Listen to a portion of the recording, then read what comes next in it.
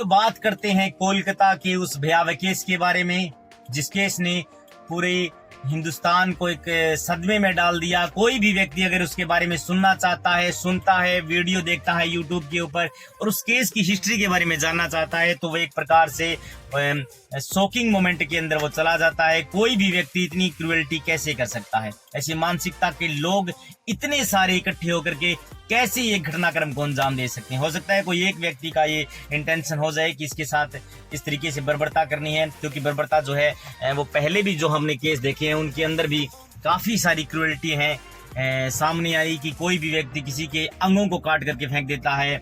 सरदा के केस के बारे में बात कर रहा हूं। और कोई माँ अपने बच्चे को मार देती है, बच्चा अपने माँ बाप को मार देता है। लेकिन कोई भी व्यक्ति जो है वो एक समूह के रूप में, यानी कि वो भी 40 के आसपास लोग किसी भी लड़की के साथ रेप करते हैं और इतनी क्रूएल्टी के साथ करते हैं कि कोई भी अगर सुनता है इस केस के बारे में तो उसे यकीन नहीं होता कि वास्तव में ऐसा भी क्या हो सकता है। जी हाँ दोस्तों, हम बात कर रहे हैं उस ट्रेनी डॉक्टर के बारे में जो कोलकाता के सरकारी हॉस्पिटल के अंदर ट्रेनिंग के दौरान थी। 3 से 6 बजे की ये घटना है रात को। उसके साथ बलात्कार किया गया। सबसे पहले उसकी हत्या की गई, हत्या के बाद भी बलात्कार किया गया। और मैं आपको बताना ये चाहता हूं कि उसमें एक मुलजिम जो है वो संजय कुमार, उसको पुलिस ने अरेस्ट कर लिया है। पुलिस जांच में जुटी है।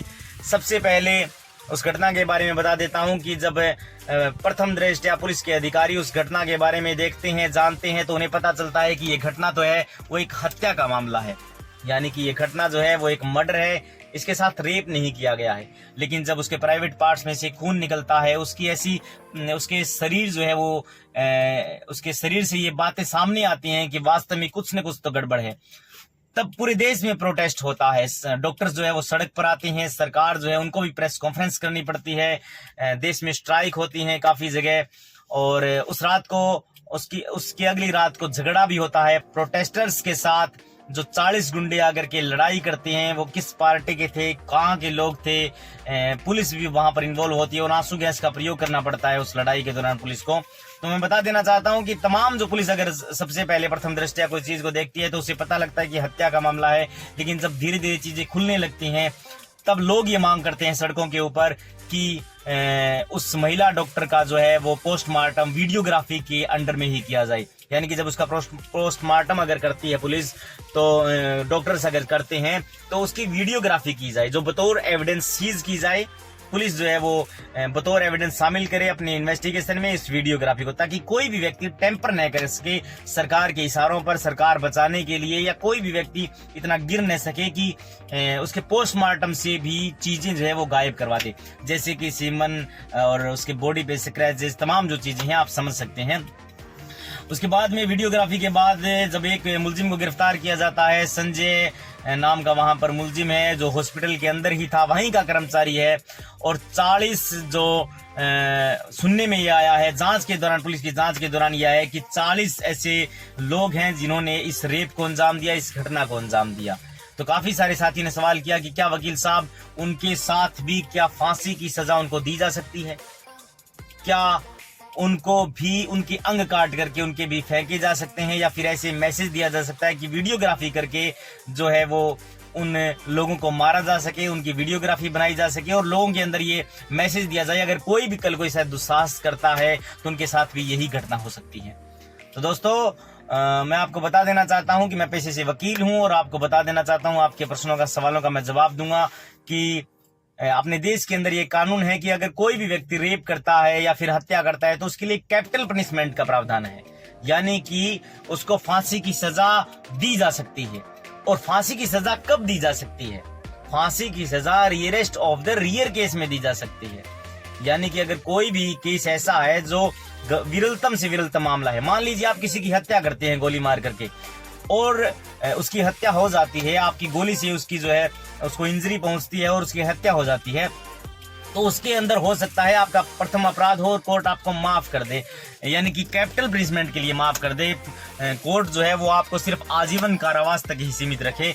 लेकिन मैं आपको बताना ये चाहता हूं कि अगर rarest of the rear case, यानी कि अगर आप उसकी गोली मार करके हत्या करते हैं, उसके बाद उसकी आंखें निकाल लेते हैं या फिर उसको घसीटते हैं, कहीं पर फेंक देते हैं, तो ये रियरेस्ट ऑफ द रियर मामले हैं। मारने के बाद भी आप उसकी बॉडी को और मारते हैं, वो rarest of the rear case की कैटेगरी में आता है। तो दोस्तों मैं आपको बताना ये चाहता हूं कि इस केस में भी फांसी की सजा दी जा सकती है। हालांकि मैं आपको बता देना चाहता हूं, कोर्ट का वर्डिक्ट जो आए वो एक अलग बात है, लेकिन इस केस में डेफिनेटली कोर्ट का ये रुख हो सकता है कि उनको फांसी की सजा दी जाए। लेकिन काफी सारे लोग ये सवाल करते हैं क्या वीडियोग्राफी करके, क्या उनके अंग विक्षेप करके ऐसा भी कोई प्रावधान है?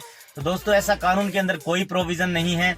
अगर कोई भी व्यक्ति rarest of the rear case भी करता है तो कानून के अंदर कैपिटल पनिशमेंट में सिर्फ फांसी की सजा है, यानी कि उनके अंग विक्षेप करके, उनके अंग काट करके उनको सजा जो है वो नहीं दी जा सकती। अपने देश जो है वो लोकतांत्रिक देश है, तमाम एविडेंस गवाही के बाद। और सबसे पहले ये मामला जो है मैं आपको बता देना चाहता हूँ कि लोअर कोर्ट के अंदर चलेगा, उसके बाद में हाई कोर्ट में जाएगा और उसके बाद में सुप्रीम कोर्ट में, उसके बाद में मर्सी पिटीशन लगेगी। यानी कि आपने देखा होगा निर्भया कांड जब हुआ, निर्भया कांड के बाद जो उनके वकील हैं, डिफेंस लॉयर हैं, मुलजिमों के जो वकील थे, जो लोगों को बचाने में लगे हुए थे, वकील साहब उनका नाम एपी सिंह है, और एपी सिंह ने भी तमाम व्यक्तियों की मर्सी पिटीशंस नंबर वाइज लगाई थी। यानी कि एक साथ मर्सी पिटीशन नहीं लगाई ताकि सरकारें चेंज हो जाए या फिर उनको जो है उनका टाइम निकल जाए, कुछ लोग कुछ दिन तक और जीवित हो सके। और उससे पहले भी उन्होंने ये प्रयास किया कि उनकी वाइफ को जो है वो डिवोर्स लेना है, किसी भी वो एक्यूज जो अंदर जेल के अंदर था उनको डिवोर्स लेना है। इसके लिए पहले उनका राइट है कि उनकी वाइफ को डिवोर्स दिया जाए, उसके बाद में ये कोर्ट का काम है कि उनको फांसी देने दे। लेकिन मैं आपको बता देना चाहता हूं कि ये कोर्ट की नजर का मामला है। कोर्ट अगर किसी मामले में ट्रायल कर रही है तो इसका बात ये नहीं कि वो फांसी की सजा इस बात को लेकर टाल दे कि उसकी वाइफ को डिवोर्स लेना है। ये एक अलग बात है, छोटे इश्यूज नहीं गिनती में आते। हो सकता है उनका कॉन्स्टिट्यूशनल राइट हो, लेकिन जिस अपराध की श्रेणी में वो एक्यूज शामिल था उसके लिए डेथ सेंटेंस जो है वो लोअर कोर्ट से लेकर सुप्रीम कोर्ट ने जारी रखा था और मर्सी पिटीशन भी खारिज कर दी गई थी। उसके बाद में उनको फांसी की सजा भी दी गई निर्भया कांड के बाद। तो इस मामले में भी डेफिनेटली फांसी की सजा दी जा सकती है।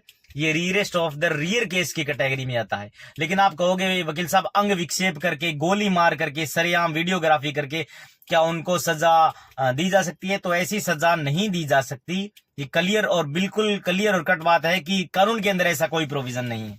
आप किसी की गोली मार करके हत्या नहीं कर सकते अकॉर्डिंग टू लॉ, यानी कि कोर्ट ऐसा फैसला नहीं सुना सकता। पुलिस के पास ऐसा कोई अधिकार नहीं है। हो सकता है कि पुलिस जो है वो राज्य सरकार के इशारे पर उन लोगों का एनकाउंटर कर दे, लेकिन एनकाउंटर करना भी सही बात नहीं है।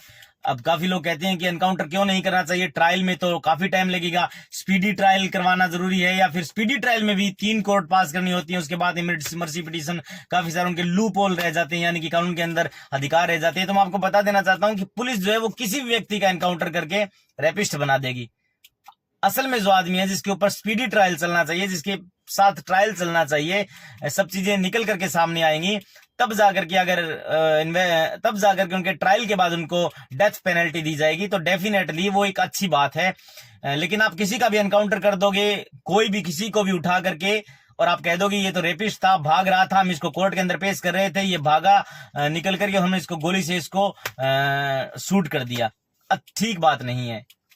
हो सकता है इस पब्लिक रिएक्शन जो है वो शांत करने के लिए राज्य सरकार ऐसा काम कर दे, लेकिन आप किसी की भी हत्या एनकाउंटर करके नहीं कर सकते, चाहे वो उसने कितना भी गंभीर अपराध किया हो, क्योंकि असल में ट्रायल जो है वो कोर्ट के सामने चलेगा, तभी चीजें क्लियर होंगी।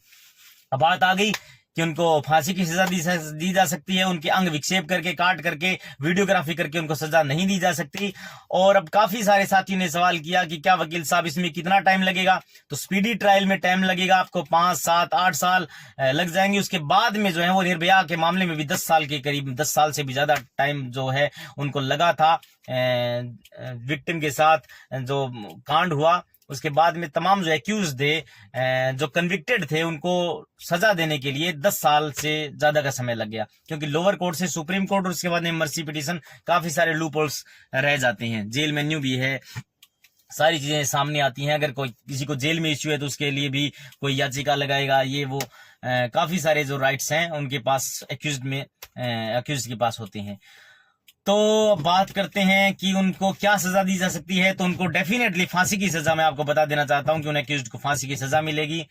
और जहां तक मेरा ये मानना है क्योंकि ये केस जो है वो विरलतम श्रेणी का मामला है और अभी तक पुलिस गिरफ्तार, सरकार का सबसे बड़ा इसमें फेलियर है कि पुलिस अभी तक गिरफ्तार नहीं कर पाई है तमाम जो आरोपी हैं, क्योंकि आप देख सकते हैं कि वहां पर ममता बनर्जी की सरकार है। घटनाएं देखिए सभी सरकारों के अंदर होती हैं, आपको घटनाओं को टारगेट करना पड़ता है। सरकारें जो हैं वो आती जाती रहती हैं, सभी सरकारों में रेप की घटनाएं होती हैं, मर्डर की घटनाएं होती हैं। सरकार का ये काम है कि रेपिस्ट को तुरंत प्रभाव से कमेटियां बना करके, टीम बना करके, इंटेलिजेंस को मजबूत करके और जो है वो तुरंत प्रभाव से उनको गिरफ्तार किया जा सके। यहाँ पर सरकार का सबसे बड़ा फेलियर है। इसीलिए मैं आपको बताना चाहता हूं कि इसमें टाइम तो लगेगा, इतना जितना साल मैंने आपको बताया, करीबन 7 से 8 साल स्पीडी ट्रायल के बाद ही उनको फांसी की सजा दी जा सकती है। कानून बदल सकता है दोस्तों, हाँ ये हो सकता है कि कल को कोई ऐसा कानून आ जाए जिसमें कि उनको ऐसी सजा दी जाए ताकि एक मैसेज के रूप में पूरे हिंदुस्तान में जाए, लेकिन अभी ऐसा कोई कानून नहीं है। अभी सिर्फ यही कानून है कि विरलतम मामले में उनको फांसी की सजा तक दी जा सकती है। तो दोस्तों आने वाली मेरी वीडियोस को देखने के लिए, और डेफिनेटली मैं ये बता रहा हूं कि अगर कोई भी व्यक्ति अगर अपना जुर्म भी कबूल कर लेता है उनमें से, जैसे संजय ने किया और अन्य अक्यूज्ड भी कर लेते हैं, तो भी कोर्ट के अंदर उनका ट्रायल चलेगा। सिर्फ हामी भरने से ऐसा कुछ नहीं होगा। तो थैंक यू दोस्तों।